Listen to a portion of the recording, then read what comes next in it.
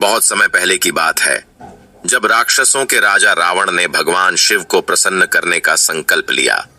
रावण भगवान शिव का परम भक्त था और वह चाहता था कि भगवान शिव उसके राज्य लंका में निवास करें ताकि उसकी शक्ति और भी बढ़ जाए। रावण ने कठोर तपस्या शुरू की। वह हिमालय में जाकर भगवान शिव का ध्यान करने लगा। सालों बीत गए लेकिन भगवान शिव प्रकट नहीं हुए। तब रावण ने अपनी भक्ति को और कठोर बना दिया। उसने एक एक करके अपने 10 सिर भगवान शिव को अर्पित करने शुरू कर दिए। जब वह अपना अंतिम सिर काटने वाला था, तभी भगवान शिव प्रसन्न होकर प्रकट हुए। भगवान शिव ने रावण की भक्ति देखकर उसे जीवन दान दिया और उसके सभी सिर वापस लौटा दिए। शिव जी ने रावण को आशीर्वाद दिया। रावण ने भगवान शिव से वर मांगा कि वे उसके साथ लंका चलें। भगवान शिव ने उसे एक शिवलिंग दिया और कहा कि इसे लंका ले जाओ, लेकिन एक शर्त है, यदि तुम इस शिवलिंग को रास्ते में कहीं भी जमीन पर रख दोगे तो यह वहीं स्थापित हो जाएगा और फिर उसे कोई हिला नहीं सकेगा। रावण शिवलिंग लेकर लंका की ओर चल पड़ा। देवताओं को यह चिंता हुई कि यदि भगवान शिव लंका पहुंच गए तो रावण अजेय हो जाएगा। तब सभी देवता भगवान विष्णु के पास गए और उनसे मदद मांगी।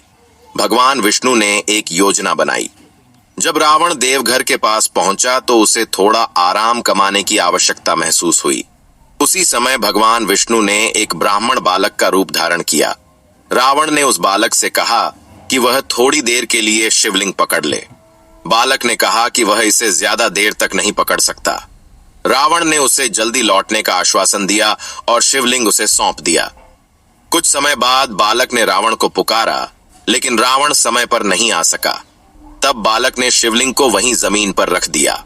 जब रावण वापस आया तो उसने बहुत कोशिश की, लेकिन वह शिवलिंग को हिला नहीं पाया।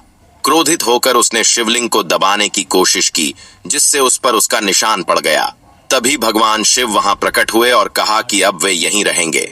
यह स्थान वैद्यनाथ धाम के नाम से प्रसिद्ध हुआ और शिवलिंग वैद्यनाथ ज्योतिर्लिंग कहलाया। कहा जाता है कि वैद्यनाथ नाम इसीलिए पड़ा क्योंकि भगवान शिव ने यहाँ रावण के घावों को ठीक किया था, यानी वे वैद्य के रूप में प्रकट हुए थे। तो यह थी वैद्यनाथ ज्योतिर्लिंग की अद्भुत कहानी, जो हमें सिखाती है कि सच्ची भक्ति में कितनी शक्ति होती है।